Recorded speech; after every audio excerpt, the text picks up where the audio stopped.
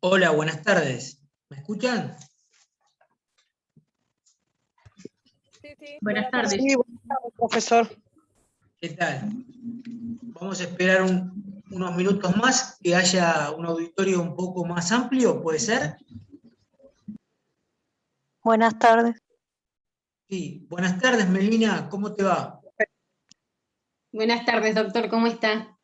Bueno, como ustedes saben, Melina también, juntamente con Abril, son ayudantes de segunda ordinaria por concurso, quiere decir eso. ¿Está bien? Y la función del ayudante es el nexo entre el plantel docente y el cuerpo estudiantil, ¿de acuerdo? Así que seguramente cuando ustedes tengan algún tipo de eh, interrogante que excede, digamos, el marco docente, seguramente van a contar con el auxilio, ya sea tanto de Abril como de Melina, ¿de acuerdo? Buenísimo. Bien. Mientras esperamos que se vayan incorporando el resto de los alumnos, porque la vez pasada hubo 28 y probablemente hay como 8 o 10 más, por lo menos en la primera clase, con respecto a la primera clase, perdón.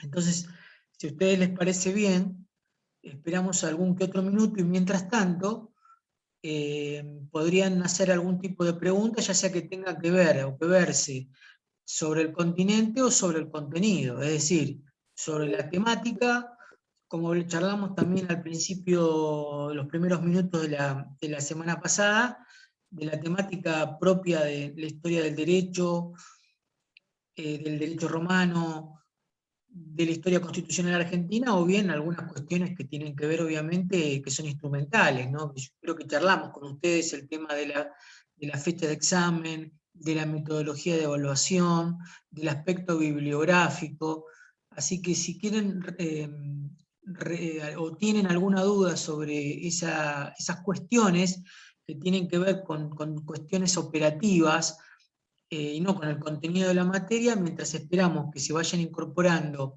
el resto de los alumnos, me pueden hacer alguna pregunta, no hay ningún inconveniente. Tanto en mi caso como Melina se los podemos contestar. Una consulta. Hoy yo estos días estuve Sí, viendo el campus y todavía no estaba habilitada la unidad 7, que sería la que íbamos a ver hoy.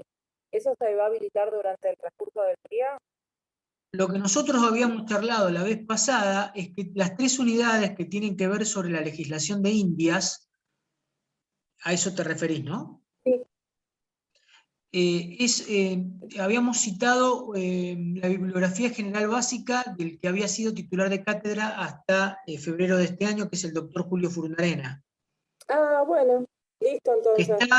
está en el tomo 1, obviamente, estamos hablando, mirá, estamos hablando antes de 1810, ¿cierto? Sí. ¿Quién me habló? Perdóname, perdón. Bárbara soy. Ah, Bárbara, ¿qué tal? Eh, la bibliografía general básica es la del que era titular de cátedra, y como todavía la cátedra no está normalizada, somos 3 adjuntos, un JTP y un ayudante, ¿cierto? Y 2 ayudantes alumnos. Sí. La bibliografía general básica, ya sea para esas unidades que vos me decís, y le agregamos las otras 2, la de hoy y la de mañana, Sí. es la del doctor Está todo Julio junto. Furundarena en el tomo 1. ¿Está bien? Sí. Si querés profundizar, no sé si viniste la semana pasada al Zoom. Sí, estuve una de las clases porque después tuve un inconveniente y me tuve que ir a mitad de clase. Por eso, en la mía no estuviste. No, un ratito nada más pude estar. Bueno, ahí yo cité alguna bibliografía específica que está. Ustedes tienen el programa de Historia del Derecho y Constitucional Argentina, ¿de acuerdo? Sí. En ese programa está la bibliografía general básica y después está discriminada la bibliografía específica por unidad. Con el texto del doctor Furundarena te alcanza para las generalidades de cualquier tema, en este caso de la unidad y de las unidades que abordo yo. ¿Está bien? Sí.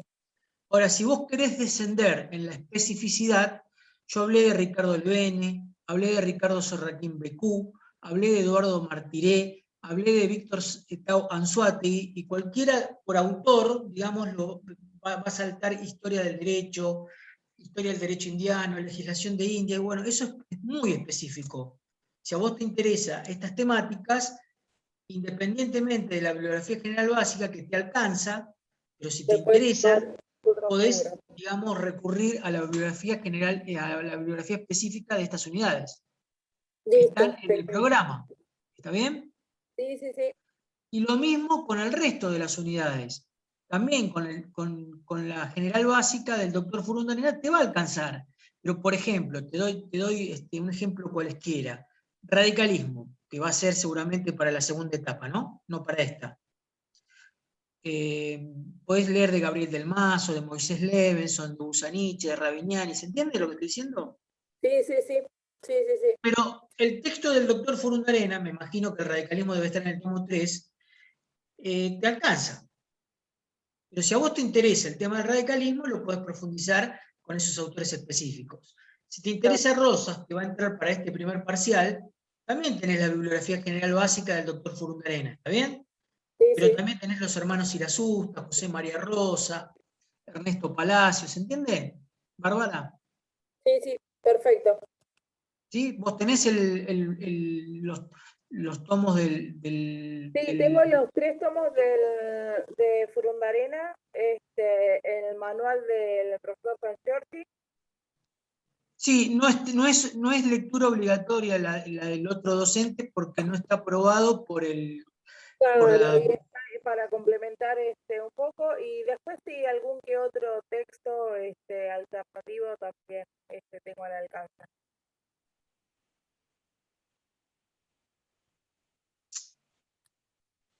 Ay, Dios.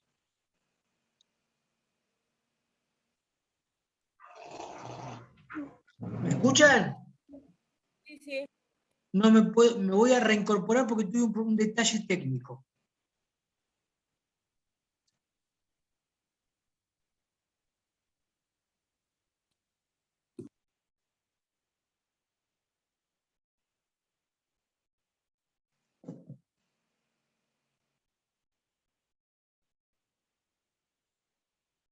Bueno, ahora sí, discúlpenme.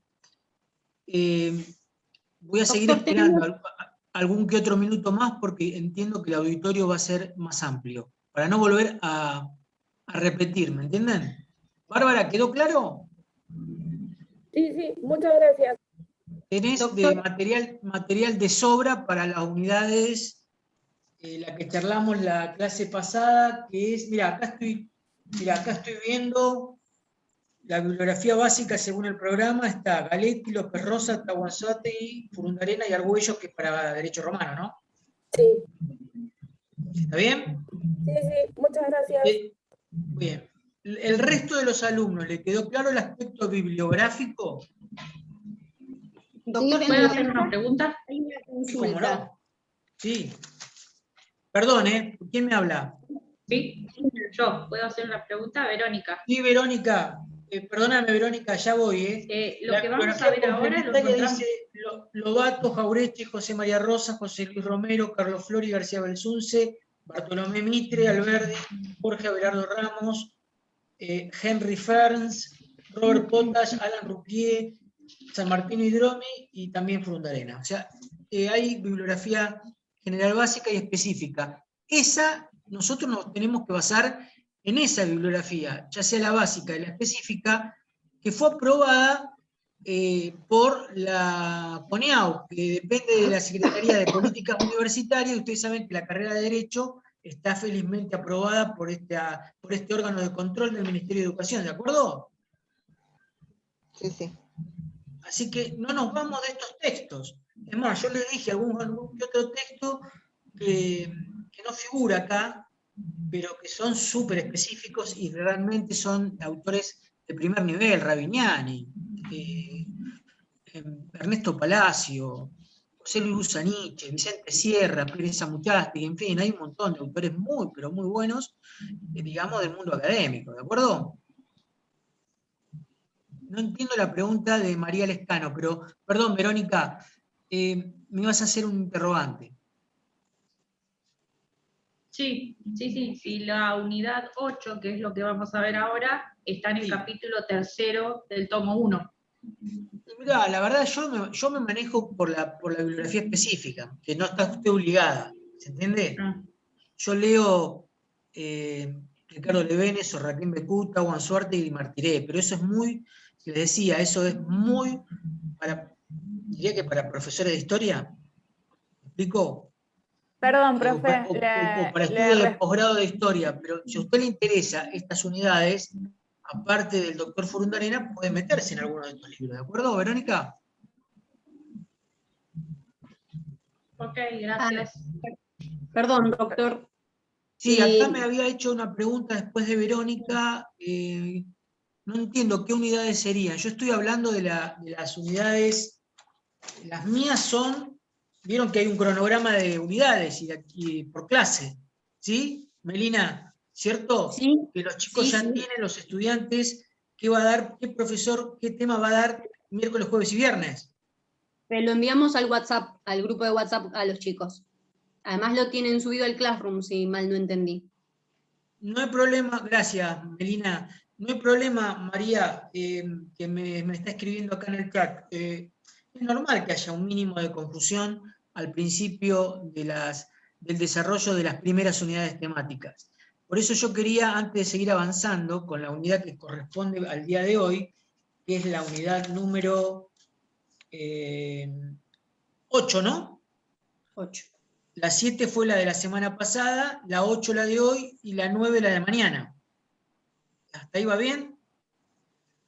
En realidad, tanto la unidad que vimos la semana pasada, la 7, como la 8, como la 9, es un mismo segmento histórico que se llama Historia del Derecho Indiano, o legislación de Indias, o legislación castellana. Es decir, el periodo histórico que comprende desde el primer conquistador del Río de la Plata, porque Cristóbal Colón llegó a América Central, primero insular y después continental, pero en 1515 llegó Solís, ¿de acuerdo? ¿Sí? En 1515 llegó Solís, en 1515. ¿Está bien? ¿La Revolución de Mayo de qué año es? 1810. Y bueno, ¿y cuántos siglos pasaron entre 1515 y 1810?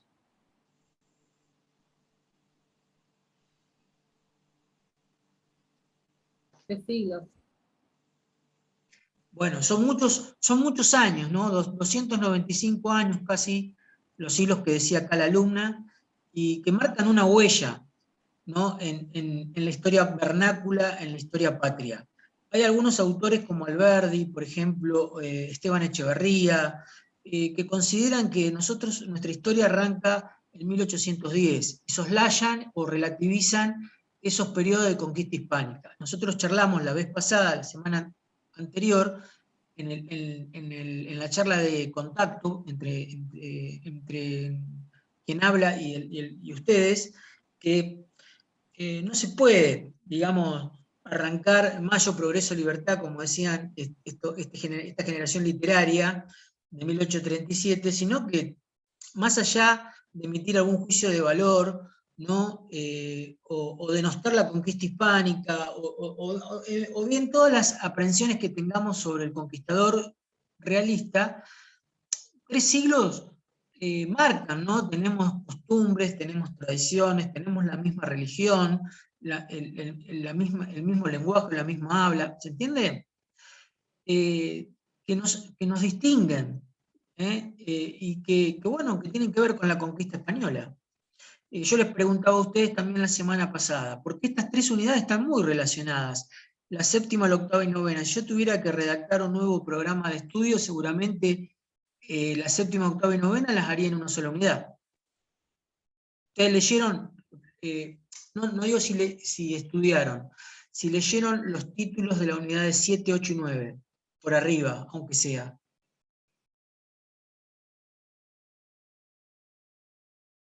Estoy haciendo una pregunta al conjunto, ¿no? No. ¿Leyeron las Sí, sí. unidades por arriba? Los Sí. títulos. Sí.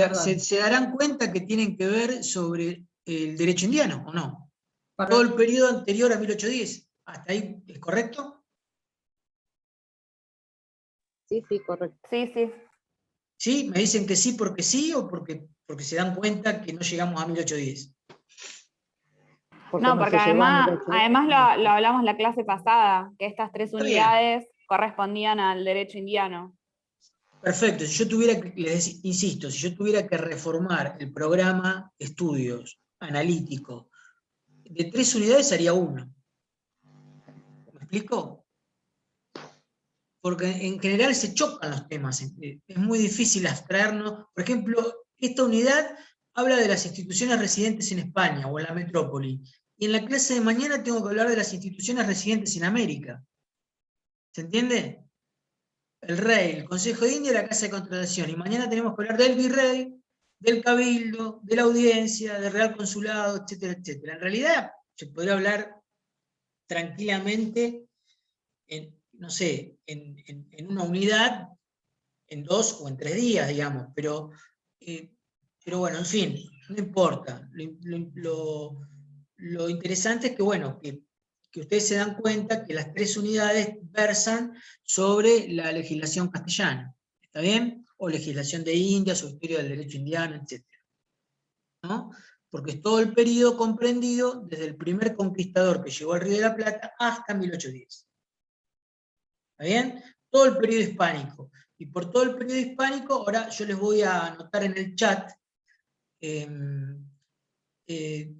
cómo fue el proceso de conquista y de futura administración de los españoles para con sus colonias, lo que llamaban las Indias, por eso legislación indiana. ¿Me explico? Las colonias de España, que son prácticamente toda América y también otros lugares. Obviamente, nosotros hablamos de América por una cuestión obvia, pero digamos, también los españoles llegaron a Filipinas, por ejemplo. ¿Se entiende? ¿Se comprende? También llegaron a Filipinas, ¿no? Los portugueses conquistaron Brasil, los ingleses conquistaron Australia, lo que es Oceanía, Estados Unidos, ¿no? Los holandeses llegaron a lugares de Asia y de África, los portugueses también llegaron, aparte de Brasil, a lugares de África y a Macao, por ejemplo, en Asia, ¿no? Actualmente bajo administración china, ¿no? Y estoy hablando de Portugal, estoy hablando de España, estoy hablando de Inglaterra, y estoy hablando de Holanda, porque por su ubicación geográfica privilegiada fueron los primeros países que se dedicaron a la conquista de los mares. Ahora yo en el chat voy a hablar, por un lado, las características de la edad moderna o de la modernidad, y por otro lado, el tema de cómo fue la conquista en cuanto a etapas, y después de la administración de los españoles para con sus Indias, para con sus colonias, ¿de acuerdo? ¿Sí? Así que bueno, los invito a ir al chat y voy a anotar un par de cosas y ustedes, y después empiezo a desarrollarlo. ¿Les parece bien? Sí, gracias. Tema conquistadores del Río de la Plata.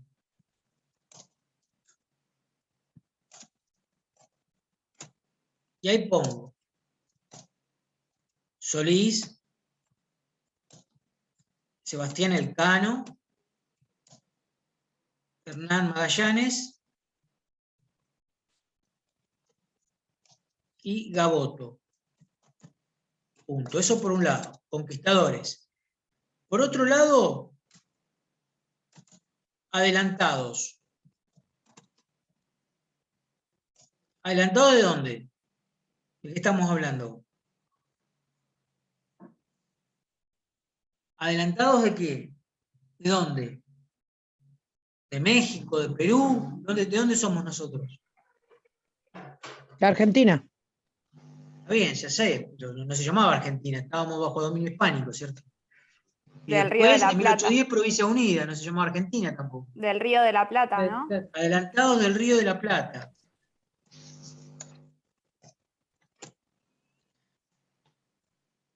Después vienen gobernadores del Río de la Plata. Y después viene virreyes del Río de la Plata. ¿Está bien? Y ya con el último virrey, después que viene, que ya no forma parte del derecho indiano, ya es objeto de otra unidad. Después que viene, obviamente. ¿Dónde desembocamos con el último virrey después? Con la caída del último virrey. Cabildo abierto el 22 de mayo. La primera junta. Revolución de Exactamente. Mayo. 1810, Revolución de Mayo. Bueno, obviamente hasta acá llegan estas unidades, ¿no? ¿Hasta ahí va bien?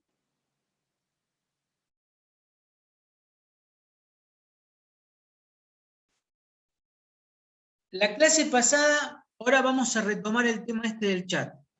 La clase pasada vimos que había dos dinastías en España. Una creó 2 virreinatos y otra creó otros 2 virreinatos. ¿Se acuerdan? Los Borbones y los Habsburgos. Sí, en términos cronológicos, ¿cuál viene primero? Ah, los Habsburgos y los Borbones. ¿Primero cuál entonces? Los Borbones. No, los Habsburgos. ¿Quiénes eran los Habsburgos? Primero, ¿era una casa real española? No, no era española. Eran alemanes. Claro, eran alemanes. Alemanes. Exacto. ¿Sí? Dinastía de los Habsburgos. ¿Cuáles fueron los principales Habsburgos? Que eran nietos de los reyes católicos, ¿no? Carlos. Primero y Carlos Tenía Carlos II. 16 Carlos años y I había y nacido en V. Flandes y no sabía hablar español este rey. Carlos I y y V. Carlos V. Exacto. Carlos I, también llamado Carlos V.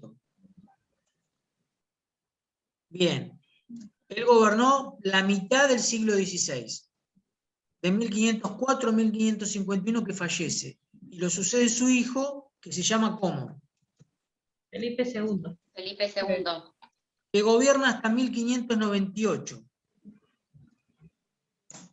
¿Vieron? De 1504 a 1598, todo el siglo XVI gobernó la dinastía Habsburgo, concretamente con 2 reyes, que también fueron denominados, porque era la época de auge del Imperio Español, era el periodo donde España era la potencia marítima por excelencia, y después venía Portugal, y después venía Inglaterra, y después venía Holanda, ¿no?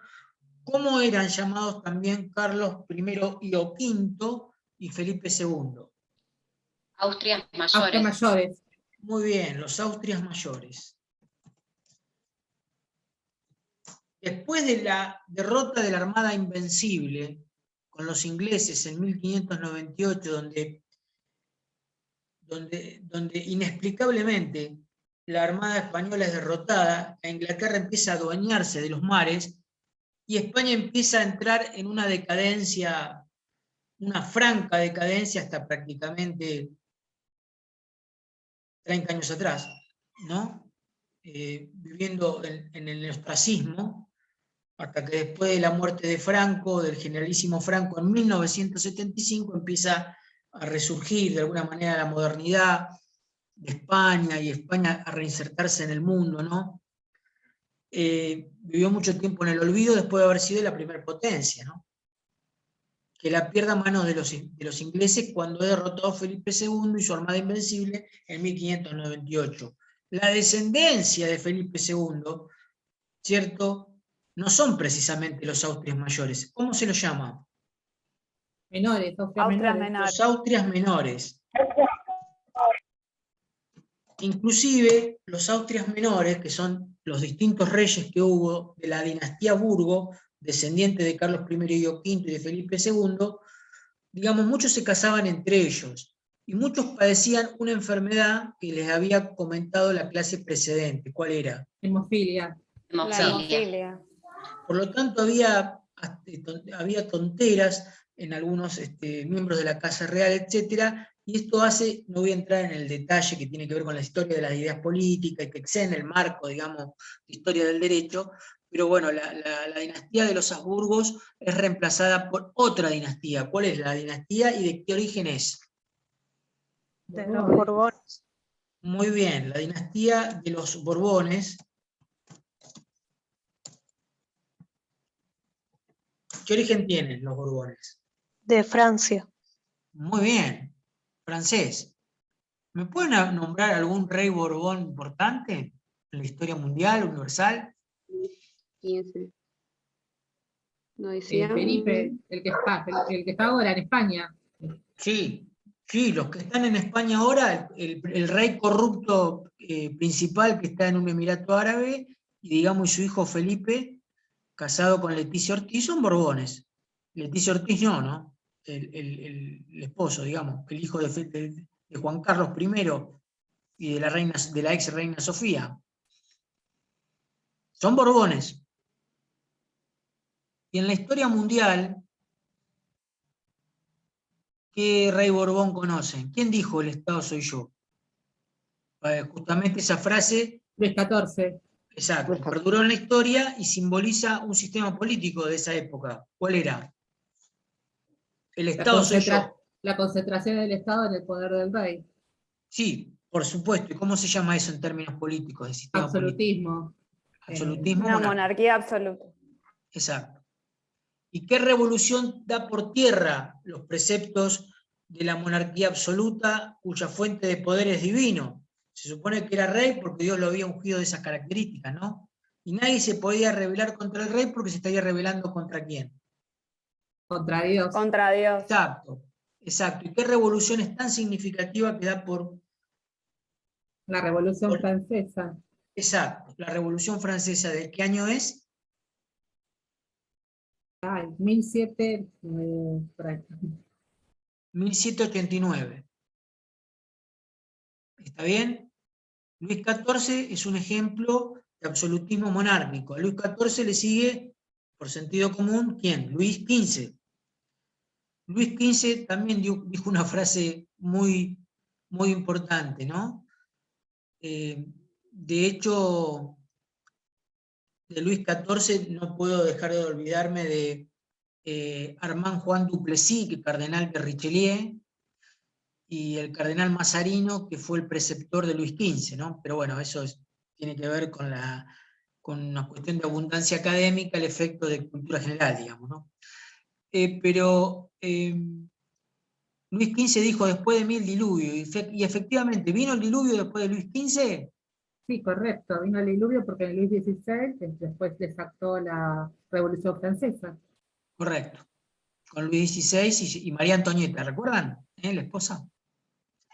Y con los sectores extremistas de la revolución, más radicalizados, con Danton, Marat y Robespierre, le cortan la cabeza a la Casa Real, instalan el terror, y después Napoleón restaura la monarquía absoluta nuevamente, y el imperio. ¿Está bien? Y ocupa España. Y en ese contexto se da la Revolución de Mayo. ¿Está? ¿Sí? Bueno, ahora vamos a volver, para volver ahora a la parte de los conquistadores y cómo los españoles administraban sus colonias, cómo administraban las Indias. Quiero que me recuerden cuáles son los dos virreinatos que crearon los Habsburgos y cuáles son los dos virreinatos que crearon los Borbones. Los Habsburgo, México y Perú. Exacto. Y los Borbones, Nueva Granada y La Plata, de La Plata.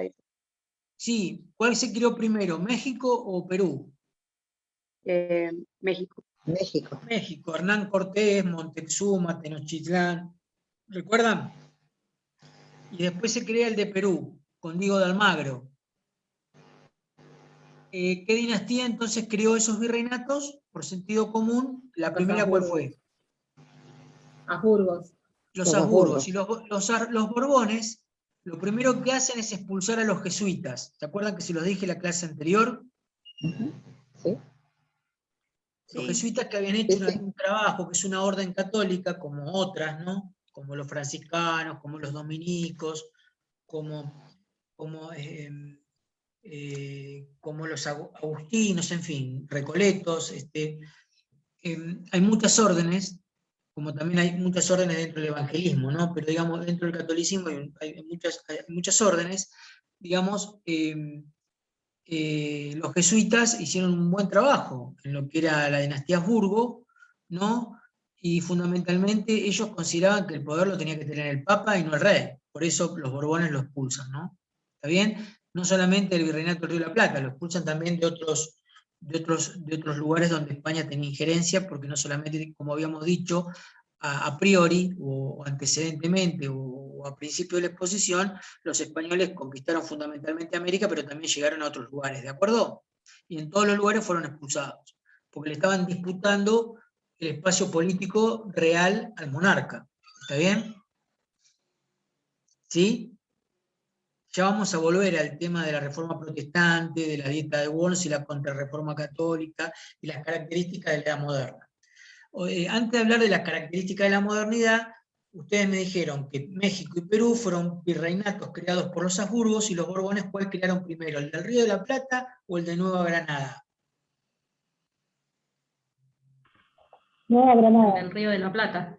El del Río de la Plata, ¿en qué año? Fue cuando logró la independencia de Estados Unidos. Eran 13 colonias de Inglaterra. 1776. 1778. ¿Sí? ¿Está bien? Y después se crea el Virreinato de Nueva Granada. Con el actual, ¿qué países compondrían el Virreinato de Nueva Granada?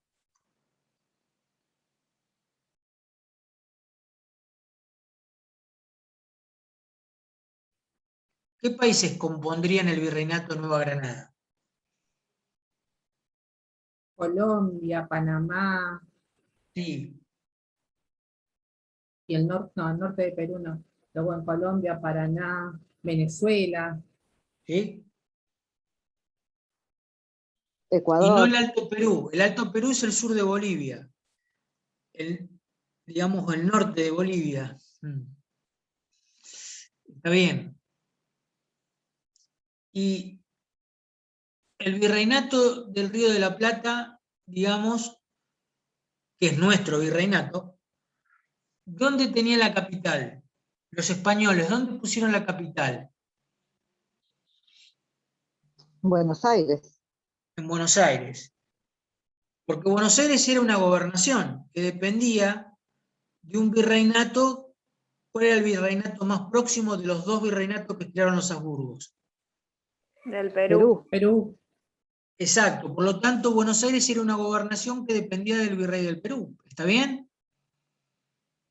Se Sí, había sí. que litigar a qué audiencia se iba, ¿a la de México o a la de Perú? A la de Perú. Claro, cuando se crea el virreinato del Río de la Plata, también se crea la audiencia del Río de la Plata. Entonces ya ahí no necesitan litigar en términos judiciales con el virreinato de Perú, está bien, con la audiencia de Lima. ¿Sí? ¿Está claro? Sí, sí, perfecto. Y acá le voy a Buenos hacer un Aires era una comentario. gobernación que dependía del virreinato de Perú cuando no era virreinato. ¿Y cuál era otra gobernación que tenía el mismo estatus administrativo que Buenos Aires cuando ambas dependían del virreinato de Perú?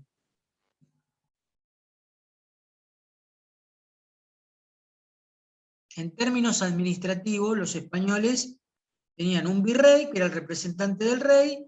Cuando no se había creado el virreinato del Perú, perdón, el del Río de la Plata, dependíamos del virreinato del Perú porque teníamos más proximidad con Perú que con México. Ahí está claro, ¿no?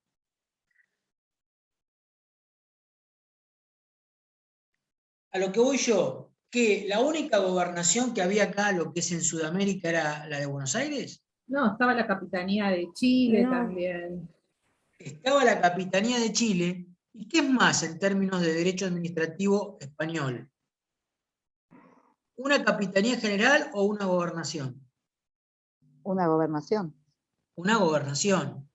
Y a su vez, aparte de la gobernación de Buenos Aires, ¿había otra gobernación? Sí, en Tucumán. No, no, ¿Puede no. ser? No, no. No, no sé. ¿Y la de Asunción? Recuerden cuando se rompe, cuando Irala, digamos, rompe el fuerte de Buenos Aires y va a la Asunción. ¿Cuál era la otra gobernación? La de ¿No Paraguay. era en Potosí? Asunción. No, no, no. Era la de Paraguay. Por lo tanto, ¿cuáles eran las dos gobernaciones cuando no estábamos todavía constituidos como virreinato del Río de la Plata? La de Buenos Aires y la de Asunción. Y la de Paraguay, la de Asunción, ¿de acuerdo? Ujú. Y Chile, como bien dijeron ustedes, era un destacamento militar, llamada Capitanía General, ¿de acuerdo? Que estaba circunscripto a lo que hoy es el departamento, la región quinta de Chile, que sería la capital, Viña del Mar. No era todo ese país tan extenso en lo largo, longitudinal que es hoy. Era solamente un depósito de armas. Por lo tanto, la gobernación de Paraguay era más que la Capitanía General, la gobernación de Buenos Aires era más que la Capitanía General, pero los españoles decidieron que en la época de los Borbones, cuando se constituyó el Virreinato del Río de la Plata, designar, como bien dijeron acá, a Buenos Aires como capital del virreinato. Y por lo tanto, eso, ¿creen ustedes que generó un celo político con la gobernación del Paraguay? Sí, de hecho, muchos años después venía la guerra contra el Paraguay, por otros motivos también. Generó un celo que ya venía de épocas para atrás. Ahora vamos a ir para atrás. Bien, ahora sí, volvamos al chat. Colón llegó a América en 1492, hizo 2 viajes a América Central Insular, luego hizo 2 viajes a América Central Continental. Pero etapa A respecto al Río de la Plata. ¿Quién fue el primero que llegó al Río de la Plata? Juan Díaz de Solís. ¿Qué era Solís? Un conquistador. ¿Y cuáles eran los conquistadores, los 4 que hubo en el Río de la Plata? Solís, Elcano, Magallanes y Gaboto. ¿Está bien? Entre 1515 y 1536, que es el primer adelantado, Pedro de Mendoza, es la etapa de los conquistadores. Ahora la pregunta es, ¿qué eran los conquistadores? Imagínense, 1515, principios del siglo XVI, auge de Carlos I, Carlos V de la dinastía Burgo, y no hace mucho Colón había descubierto un nuevo mundo. Cuando había una suerte medieval, ¿no? de mundo plano, que los barcos se caían porque el mundo era plano, que había un mito de que se devoraba, digamos, serpientes gigantescas a marineros, de gran temor, ¿no? Donde todos los caminos conducían al estado pontificio, donde el racionalismo no era cosa de todos los días, ¿no? Donde había una visión, ¿qué les parece durante la Edad Media? ¿Una visión teocéntrica o una visión egocéntrica? Egocéntrica. ¿Usted considera que en la Edad Media, del 476 después de Cristo hasta el descubrimiento de América, había una visión destinada al hombre? ¿O No, todos los caminos Teo. conducían a al Dios? contrario, no, al contrario. Y por lo tanto, ¿qué? Teo es Dios, ego hombre. Por lo tanto, ¿que era una visión teocéntrica o egocéntrica? Teocéntrica. Teocéntrica, ¿está claro? Una suerte, diría Baruch de Spinoza, un filósofo alemán, de panteísmo religioso prácticamente, ¿no? ¿Me explico? ¿No? Donde había una construcción medieval demonizando, digamos, la salida del continente europeo. El mundo era lo que se conocía, ¿está bien? Y había un gran temor a lo nuevo, a lo desconocido, ¿no? ¿Está claro? Por eso yo les hablaba la semana pasada, imagínense la tripulación de Colón, o lo de los portugueses, lo de los ingleses, lo de los holandeses, no de cualquiera. Nosotros hablamos de Colón, que si bien se ofreció el genovés, que era hoy una ciudad italiana, en ese momento formaba parte de un estado italiano, desmembrado en varios estados, ¿no? Y finalmente logra cobijo con la reina Isabel de Castilla, y ahí financia su expedición revolucionaria, ¿no? Y una expedición que termina en éxito, pero ni él sabe a dónde llegó, creyendo haber llegado a donde no llegó, ¿no? Y finalmente después empiezan a imitar otro tipo de viajes de esas características, ¿no? Pero el que llegó al Río de la Plata fueron los conquistadores. Solís, después Elcano, después Magallanes y después Gaboto. Ahora, ¿qué eran los conquistadores? ¿Qué les parece? Eran aventureros, ¿no? Sí, eran soldados y eran exploradores. Sí, por supuesto. Por supuesto. Y también charlamos la vez pasada que la tripulación que iban en los barcos de los conquistadores, también de los adelantados, y también en la época de los gobernadores también. Pero las primeras expediciones, sobre todo, eran expediciones de bandidos, ¿o no? De expresidiarios o presidiarios que querían conmutar su condena, digamos, para supuestamente caerse en el barco porque el mundo era plano, o ser devorado por una serpiente gigantesca, ¿me explicó? Entonces la gente que llegó acá, en el caso nuestro, América, ¿no? Y en otros lugares, ¿no? Eran precisamente no los vecinos más caracterizados de España. Eran delincuentes, ¿o no? Sí, sí. Los motines eran cuestiones de todos los días. Y la gente que llega era, digamos, de la peor calaña. ¿Sí? El conquistador, Solís, Elcano, Magallanes y Gaboto, trabajaban en este caso para Carlos I, Carlos V, ¿no? De la dinastía Habsburgo de España. Los terrenos que conquistaban, las tierras nuevas que conquistaban, pertenecían en propiedad al Reino de España. No obstante, ¿cierto? Tenían algún tipo de retribución nobiliaria, etcétera, pero no firmaban un contrato, no tenían la obligación de fundar un fuerte. Es decir, fundar un fuerte en el lenguaje técnico o en términos de derecho público provincial, no eran fundar ciudades, ¿no? Y ahí nace justamente el derecho público provincial. No tenían esa obligación de fundar un fuerte, es decir, desembarcar, venir con animales, constituir una ciudad, para decirlo en términos más comprensibles, un fuerte. ¿Me explico? Solamente venían, las tierras pasaban en propiedad de España y depredaban, es decir, como bien dijeron acá, eran devastador, ¿no? El paso de los conquistadores, porque se llevaban en sus barcos para España las especias, el oro, etcétera, que lograban de estas tierras nuevas. ¿Está bien? Pero no tenían la obligación de fundar un fuerte. Era, imagínense, los primeros que salían y llegaron acá al Río de la Plata. De hecho, Solís creyó que había llegado a un mar. Durante mucho tiempo se lo llamó Mar Solís, porque de hecho el Río de la Plata es el río más ancho del mundo, ¿no? Por eso parecía el estuario del Río de la Plata parece un mar. Un minutito, por favor. Ya continúo.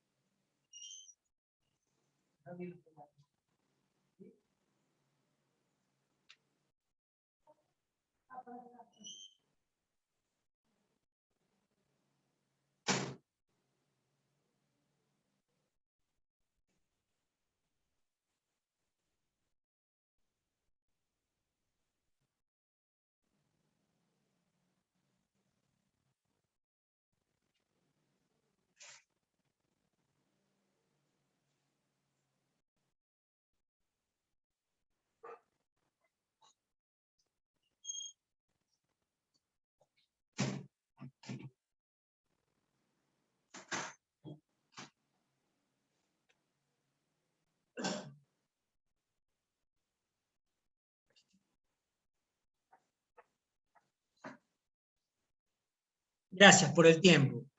Bien, los conquistadores eran depredadores, se llevaban lo que había, ¿no? Y después vienen los adelantados. Los adelantados, a diferencia de los conquistadores, firmaban un contrato o un convenio con el rey de España. ¿Cómo se llamaba ese convenio, ese contrato?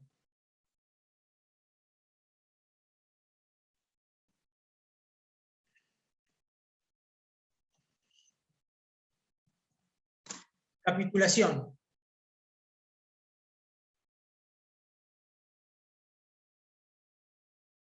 Se llamaba capitulación. El convenio o el contrato que el rey de España firmaba con los adelantados. El primer adelantado es Pedro de Mendoza. En 1536 funda el fuerte de Santa María del Buen Aire, que sería la primera fundación de Buenos Aires. Como hay un motín, él vuelve con una parte de la tripulación a España y muere en alta mar de sífilis, que es una enfermedad de transmisión sexual. Y parte de la tripulación queda, porque una de las obligaciones de la capitulación o contrato convenio que firmaba el adelantado con el rey de España era fundar un fuerte. Y ahí quedó Ayolas, Juan Ayolas, que llegó al río Paraná, a la provincia de Santa Fe. Cuando él muere queda Domingo de Irala.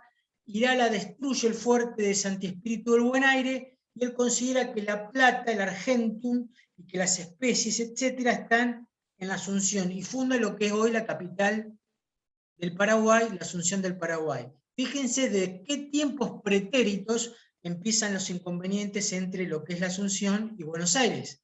Después vienen otros adelantados hasta que finalmente se formaliza Juan de Garay, que en 1580 refunda la ciudad de Buenos Aires, o la fundación segunda de la ciudad de Buenos Aires, y ahí coexisten la Asunción con Buenos Aires. ¿Está bien?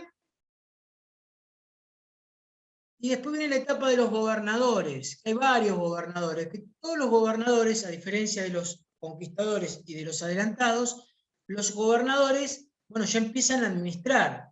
Ya lleva España bastantes años de conquista y todo el siglo XVII y parte del siglo XVIII está gobernado justamente por estos administradores españoles. Hubo un solo gobernador, cierto, que si bien era criollo, es decir, había nacido en América pero hijo de españoles y al servicio de España, fue un buen gobernador, porque el resto eran verdaderos sátrapas, es decir, delincuentes, igual que los conquistadores y que de los adelantados, ¿no? ¿A qué gobernador me estoy refiriendo que vale la pena mencionarlo?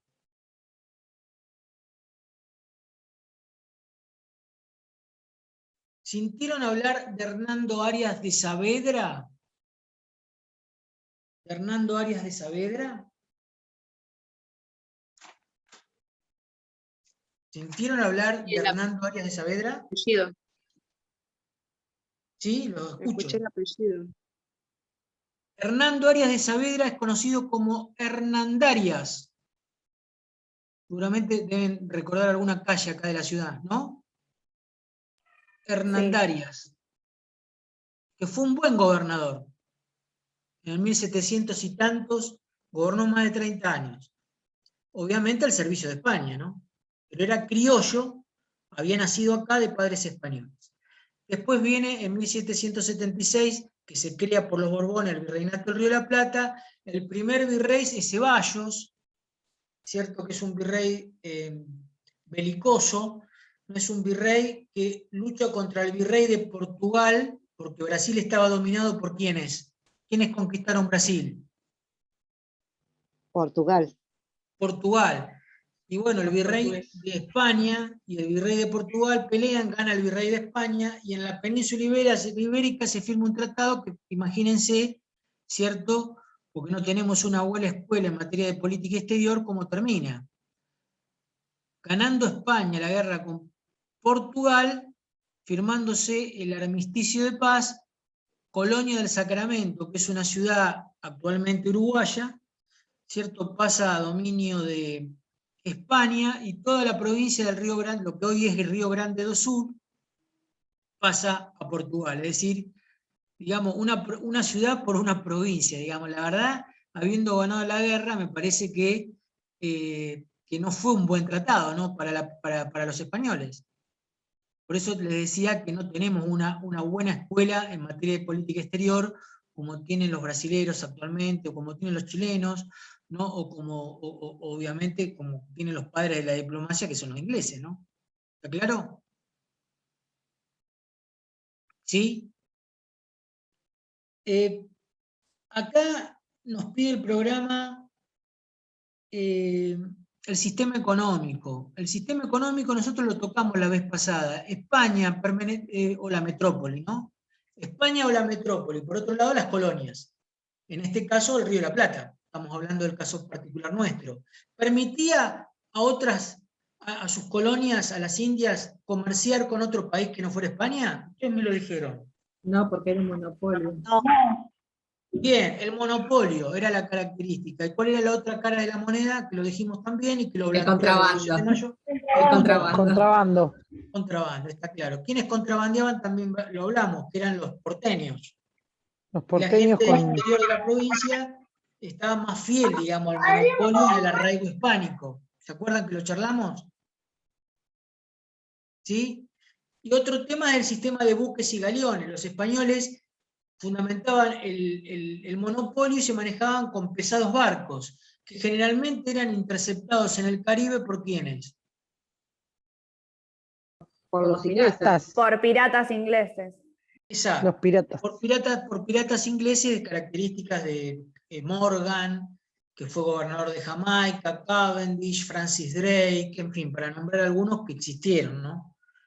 Muy filibusteros o bucaneros muy famosos, ¿no? Que eran naves más ágiles, ¿no? Y bueno, y se quedaban con el botín, con el tesoro, y lo repartían ¿con quién? Pues si bien no tenían la bandera británica, tenían la bandera propia, digamos, ¿con quién compartían los beneficios Con del la botín? reina de Inglaterra, con la reina de Inglaterra. Exacto, porque tenían lo que llamaba patente de corso, que de hecho un artículo viejo, que ahora está corrido por la reforma del 94, que era un inciso del artículo 67, autorizaba al Estado Nacional a otorgar patente o licencias de corso. Y eso recién se sacó en la reforma del 94, si bien era una costumbre contra el eje, es decir, no se admitía que un Estado a través del presidente otorgara una concesión de corso. De todas maneras, de hecho, Argentina también tuvo corsarios, ¿sabían ustedes eso? Por ejemplo, hubo un francés famoso que pirateaba para Argentina, de hecho fue militar con un alto grado en la Argentina, que era Hipólito Boullard. ¿Lo sintieron nombrar? Hipólito Boullard. ¿Está bien? Instituciones, tema, instituciones residentes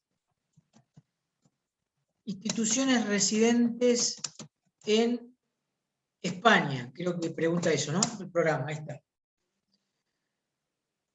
¿Cuáles son las instituciones residentes en España? Creo que es lo que primero dije cuando arrancamos la charla de hoy. ¿Quién era la autoridad máxima política de España? El rey. El rey. Muy bien. El rey. El rey. Bien. El rey delegaba algunas funciones. Eso no significa que podemos hablar de poder legislativo en un sistema monárquico absoluto. No. No. Pero el rey delegaba las leyes, que acá pregunta el programa, que son, imagínense las leyes que sancionó esta institución, que está en Sevilla. ¿Cómo se llama esa institución? Tenía funciones deliberativas, pero que eran delegaciones que hacía el rey. No es que era un poder La Casa de legislativo Contratación. propio de la democracia, ¿no? La Casa ¿El de Consejo de Indias? Contratación.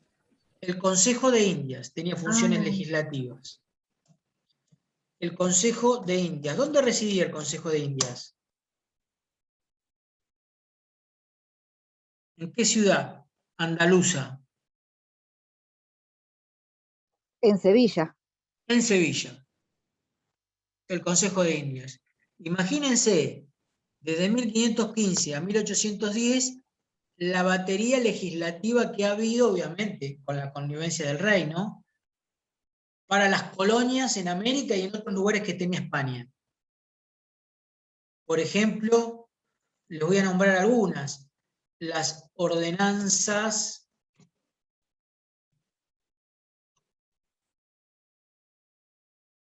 de alférez, las leyes de Toro,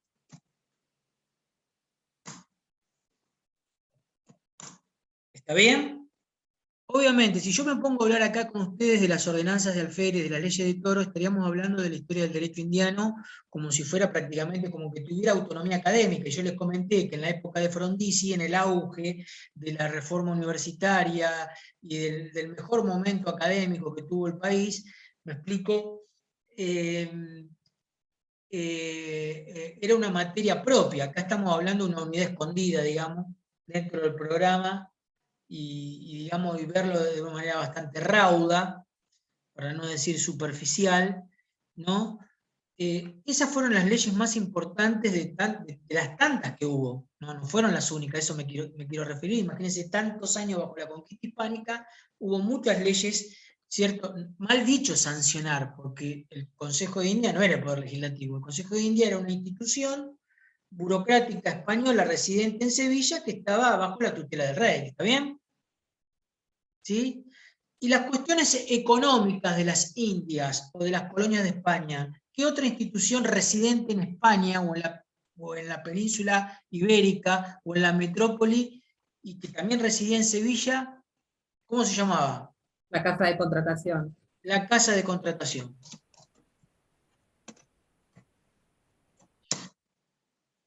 Esas son las instituciones residentes en la metrópoli o las instituciones residentes en España.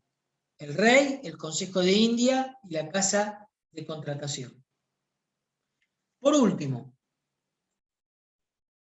el descubrimiento de América, una pavada, ¿no? ¿En qué año es? 1492. Bien, y se deja de lado una edad y nace otra edad en cuanto a eras históricas, ¿o me equivoco? Se deja de lado la Edad Media y se entra a la modernidad. Muy bien, y se entra a la modernidad, muy bien. Ahora, 2 años después de la conquista de América, o sea, en el año 1494, se firma el Tratado de Tordesillas. ¿Ubican? ¿Cuáles eran las dos potencias más importantes en el siglo XVI, el que va de 1500 a 1600? Portugal y España. Acá estamos hablando de fines del siglo XV, ¿no? Y todo el siglo XVI. Bien, no sé con quién. Fabiana. ¿Qué tal, Fabiana? Buenas noches. Hola. Fabiana, correcto, España y Portugal. Eran más importantes que Inglaterra, que Holanda, obviamente, también. Dijimos, privilegiada, ubicación bárbara, ¿no? Colón, en fin. ¿Qué tenían de común España y Portugal? Obviamente tenían muchas diferencias que tienen que ver con la conquista territorial, con los nuevos territorios conquistados, ¿o no? Querían apropiárselo ambos estados.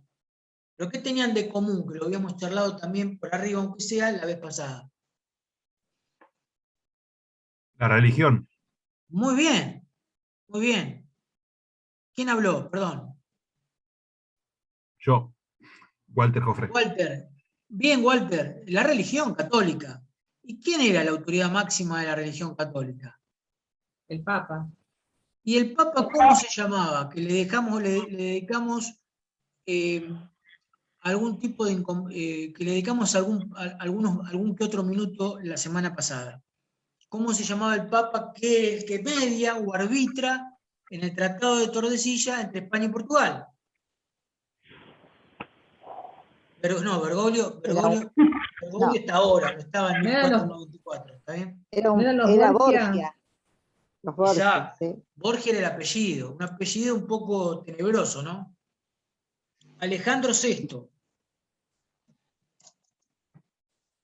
De apellido Borgia. ¿Está bien? La hermana era, ¿se acuerdan? Lucrecia Borgia.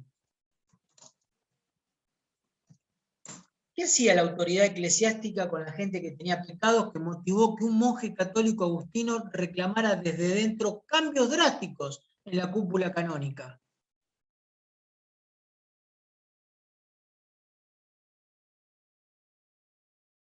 ¿Qué les parece?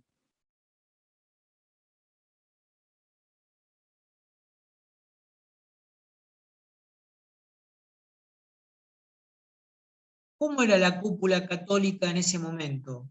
Al momento de la conquista de América y los años posteriores. Que Maquiavelo, en El Príncipe, lo recuerdan por el fin justifica los medios. Pero Maquiavelo escribió El Príncipe y casi 400, La Mandrágora, qué sé yo, un montón de textos escribió Maquiavelo. Y Maquiavelo fue canciller de Florencia. Florencia era un país, hoy es una ciudad en la región toscana de Italia, ¿de acuerdo? Pero también estaba el reino de Nápoles, estaba el Estado Pontificio en Roma, estaba la República Oligárquica de Venecia, es decir, mientras España surgía el Estado español con el casamiento de los reyes católicos, que no solamente fue un matrimonio biológico, sino fue un matrimonio político, con los ingleses como un reino, como el reino de Portugal con Francisco I, con Juan, perdón, y Francisco I en Francia. Alemania e Inglaterra e Italia se unifican. Alemania, Inglaterra y Alemania Italia se unifican recién unos siglos después que estos países, ¿de acuerdo? ¿Me van siguiendo? Italia con Garibaldi, Alemania con Otto von Bismarck antes de la llegada del nazismo en Alemania. O sea, esos países estaban divididos. Cuando España era un estado, ¿no? Italia estaba fraccionada. Y Maquiavelo denuncia que la autoridad papal prefiere el ataque de los vándalos, que eran los bárbaros, que tan bárbaros no eran porque mantuvieron el derecho romano, ¿se acuerdan que hablamos en la clase pasada? ¿No? Eran bárbaros, pero no tanto, ¿me explico? ¿No? Maquiavelo condenaba la actitud de la Iglesia en lo político, porque mientras Italia estaba fragmentada, los países de punta, digamos, estaban unificados. Y por otro lado, también Maquiavelo denunciaba cosas que sucedían en la cúpula católica de ese momento. ¿Cuáles eran? ¿Cuál era la situación moral, ¿no?, de la autoridad canónica que motivó que un monje católico, agustino... La corrupción. La corrupción. La corrupción. Es decir, la corrupción. ¿Y cómo se traducía? ¿En qué ejemplo, por ejemplo, se traducía la corrupción? En la famosa Se vendían venta de... indulgencias. De indulgencias. de... De indulgencias. Perdón, la venta de... Indulgencias. Indulgencias, muy bien. Eso era bochornoso, me explico. Tenías un pecado, te confesabas, pagabas, dejabas de tener un pecado. ¿Me explico? Entonces el monje Lutero trata de modificar eso y otras cosas, abolir el celibato, que la misa se den en el idioma del lugar, porque si no era muy aristocrática. Los curas hablaban en latín y el pueblo no entendía, ¿se entiende? Y 93 más, porque en total eran 96 las posturas reformistas. Lejos de la Iglesia de recepcionar los postulados de la reforma desde dentro, lo combaten a Lutero, que es recibido por príncipes alemanes. Pero España, Francia, Portugal siguen siendo católicas, e Inglaterra también, hasta que después la autoridad papal le prohíbe un nuevo matrimonio a Enrique VIII, y con una cuestión que no tiene mucho que ver con lo espiritual, entiendo, ¿cierto? Nace una iglesia oficial inglesa, que es la anglicana, que tiene que ver más con un capricho de un monarca que que toma un poco del catolicismo, un poco del protestantismo, un poco de Calvino, y fundan, digamos, lo que es la iglesia anglicana, que está dentro del presupuesto británico, ¿no? Es una religión de Estado, porque está presupuestada. En cambio la religión católica es religión oficial, es sostenida, es mantenida, dice el artículo 2, no hay libertad de cultos, pero no hay igualdad de cultos, hay libertad de cultos, pero no igualdad de cultos. Me explico, porque hay una que es preferida, el Estado sostiene el culto católico, podemos tener cualquiera o ninguno en términos constitucionales, pero se mantiene a uno en particular. ¿Está claro? Eso se llama religión oficial, porque no está en el presupuesto del Estado argentino, la ley más importante, significativa en términos económicos. Entonces, la religión anglicana, creada por Enrique VIII, es la que está perdurando en Inglaterra y que está presupuestada, digamos, como las Fuerzas Armadas, como la burocracia administrativa y como todo lo que tiene que ver con la nobleza británica, porque ellos tienen rey. Entonces, todo eso también lo paga el contribuyente británico, ¿está claro? está dentro del presupuesto y por lo tanto es religión de Estado y no oficial. Ese es un tecnicismo que simplemente lo adelantamos, ¿no? Que lo van a ver seguramente en detalle en la materia sobreviniente a historia constitucional y historia del derecho y constitución argentina, que es teoría constitucional. ¿Está bien? Ahora bien, anoten lo siguiente. Acá bien un alumno me dijo que la Edad Media termina con el descubrimiento de América o la caída también de Bizancio, de Constantinopla, ¿no? Un poquito después, 1453, un poquito antes, perdón, y empieza la modernidad. La modernidad en cuanto a edad moderna. Entonces vamos a poner edad moderna. Edad moderna. Que va de 1492 hasta la Revolución Francesa de 1789. ¿Está bien? Ese es el periodo muy significativo de la historia universal. Y ahora vamos a anotar las características. Acá vamos a dejar, y mañana ustedes me las van a recordar y vamos a empezar a charlar sobre este tema. De la edad moderna. Entonces yo voy a poner algunas características de la edad moderna, no es que son las únicas características de la edad moderna, ¿me van siguiendo?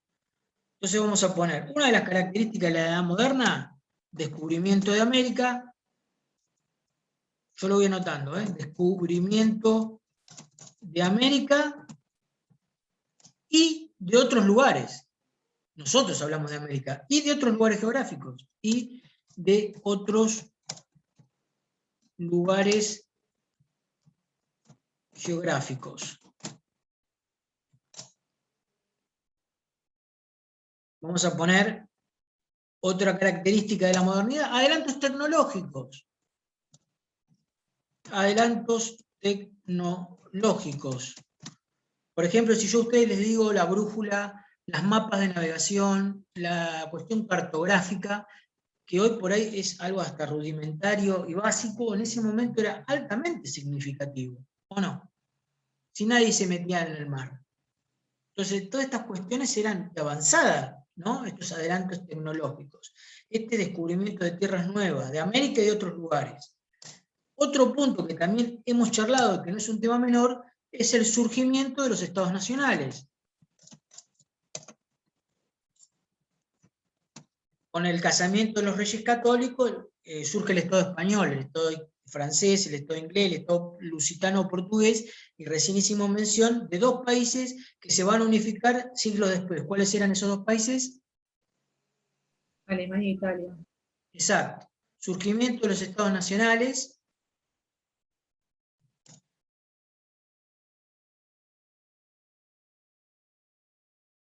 Dijimos que Martín Lutero, que era un monje católico agustino, protesta contra la iglesia. ¿Cómo se llamó ese movimiento religioso? Que fue perseguido. Protestantismo. La Reforma Protestante. También es una característica de la modernidad.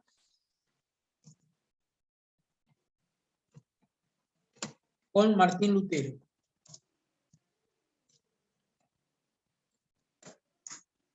¿Bien? La Reforma Protestante con Lutero. Les adelanto, la Iglesia Católica, el Papa, se queda quieto ante la situación de cismo católico con el tema del movimiento de la Reforma de Lutero. Entonces hay una contrarreforma católica, que es la dieta de Worms,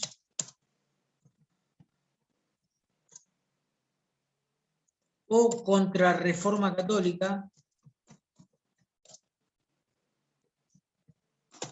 ¿Y quiénes son los principales orden católica que lucha contra que la iglesia cambie?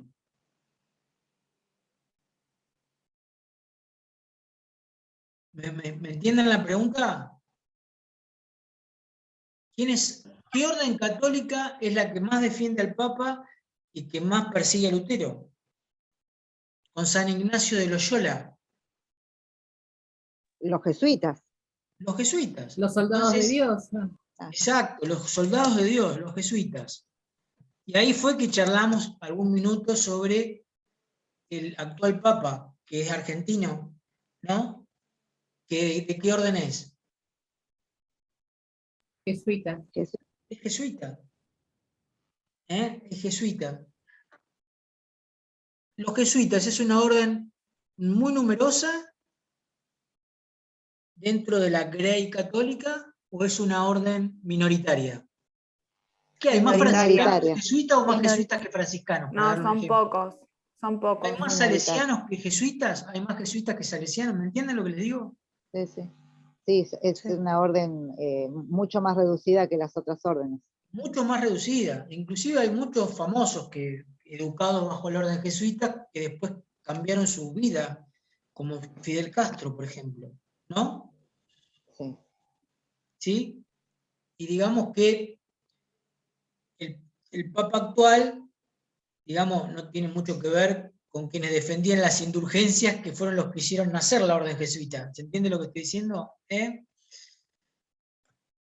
No obstante, son gente de una férrea concepción doctrinaria, ¿no? ¿Está claro? Bueno, la cuestión es que, para seguir hablando de las características de la modernidad, podemos hablar del humanismo político. La pregunta es, si la Edad Media tiene una visión teocéntrica, ¿la modernidad que tiene una visión teocéntrica o egocéntrica? Antropos.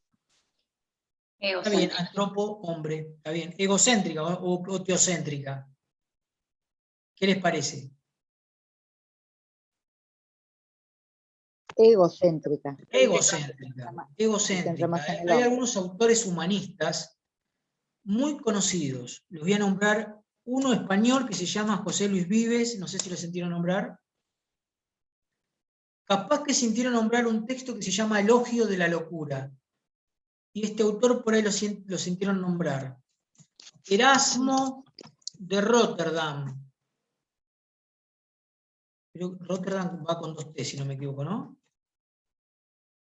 ¿Está bien? Una ciudad portuaria holandesa, ¿no? Erasmo de Rotterdam, José Luis Vives, para nombrar algún autor humanista, ¿no?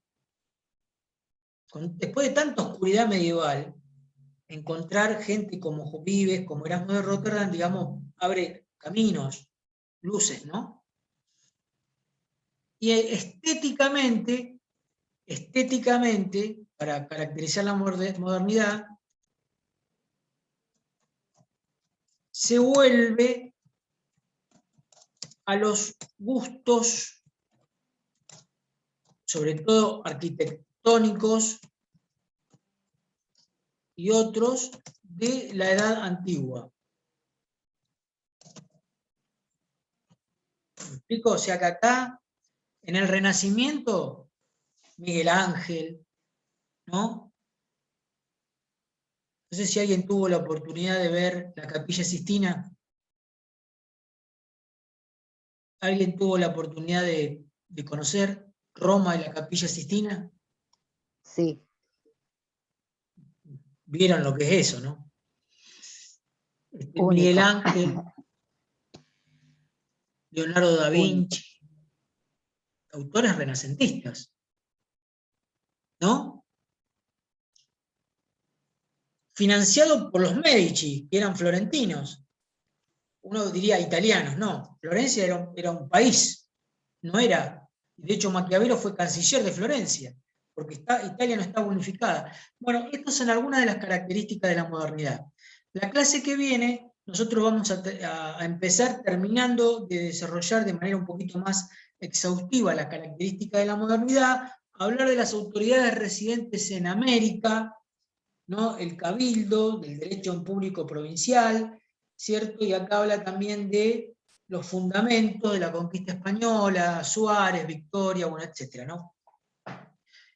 Bueno, señores, señoritas, señoras, ¿no? Si quieren hacer alguna pregunta de vuelta sobre el continente, sobre la cuestión del contenido, también con el auxilio del ayudante Melina, si tienen alguna pregunta que hacer, si no, quedaríamos para Dios mediante mañana a las 18:30. ¿Tienen alguna pregunta que hacer? ¿Tienen algún tipo de duda sobre la metodología de evaluación? La fecha creo que ya la saben. De todas maneras, cuestiones instrumentales, ahí tenemos 2 ayudantes, por suerte, para poder dilucidar cualquier duda bibliográfica, duda que tengan sobre fechas, sobre cuestiones, digamos, que giran en cuestiones operativas. Ahí tenemos, les decía, 2 ayudantes y tienen un grupo ustedes de WhatsApp donde se van manejando. ¿Tienen alguna pregunta que hacer? ¿Algo que no entendieron? ¿Alguna duda? Disculpe, a mí me quedó algo sin copiar porque no escuché bien. El surgimiento de los estados nacionales, o sea, nace con el matrimonio de... Y ahí me quedé, no sé quién eran. Bueno, estamos hablando de España. En el caso de España, el casamiento de Fernando de Aragón con Isabel de Castilla hace que nazca el Estado español.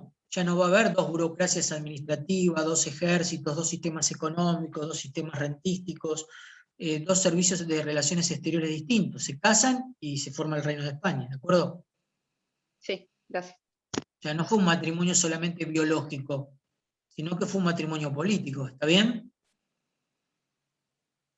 Lo mismo pasa, surge el Estado británico, surge el Estado lusitano portugués, el Estado francés, y ya en el caso de Italia, y en el caso de Alemania recién más adelante, siglos más adelante.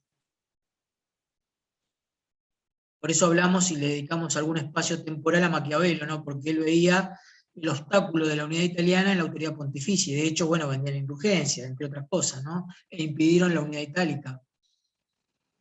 Además, en El Príncipe dice, prefieren el avance de los vándalos que la unidad itálica.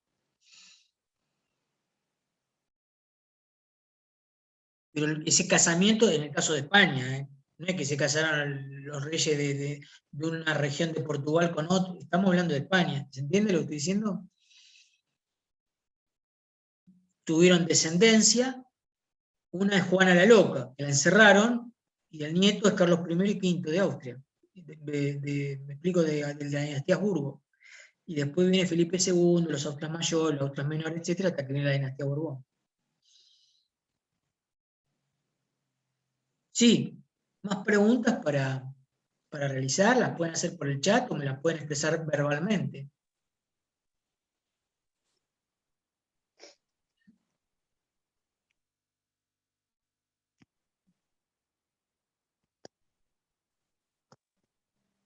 Veo que hay varios alumnos si quieren hacer alguna pregunta.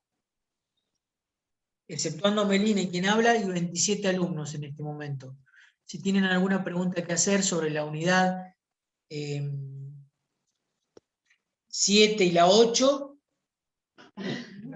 si quieren hacer alguna pregunta de algo que ha dado algún otro profesor que ustedes no entiendan, para eso estamos. Para eso estamos, para ser transmisores de contenidos hacia ustedes. Vehiculizar de alguna manera cosas que ustedes no comprenden. O sea, dar la clase y también, digamos, podemos haber dado alguna cosa de manera deficitaria, o bien podemos complementar lo que dio un colega, en fin, lo que ustedes consideren, si está a mi alcance, con mucho gusto. A disposición de ustedes. Por mi parte, profe, le agradezco y todo lo que dio hasta ahora ha estado súper claro, por eso no tengo ninguna pregunta, más lo que ya había leído en el libro, por ahora no tengo dudas. Bueno, te agradezco, Catalina, la otra vez te escuché, también has tenido unas intervenciones en la clase pasada interesantes, hoy estuviste más callada. Sí, estoy muy cansada, por eso, disculpe. Bueno, sí, pasa. Pasa. ¿Alguna pregunta más? Por mi parte está claro también, con la bibliografía Gracias, Fabiana. leída, está claro, gracias. Te agradezco. Que eras exporteña, me dijiste, sí. Correcto. Bueno, todavía tengo memoria, me acuerdo, ¿no? Bueno, gracias Melina por tu participación. No, gracias a ustedes. Y bueno, Dios mediante, entonces nos encontraríamos mañana a las 18:30 con la unidad número 9, que son las instituciones residentes en América. Y bueno, como les decía, tanto la unidad 7, la 8 y la de mañana están muy conectadas, tienen que ver con todo el periodo anterior a 1810, que se llama de historia del derecho indiano. ¿Está bien? Desde ya les deseo que terminen la jornada de la mejor manera. Nos veríamos en el día de mañana. Muchas gracias. Gracias, profesor. Hasta Chao, mañana. buenas No, noches. por favor, hasta luego. Mañana. Chao, buenas noches. Hasta luego, buenas noches.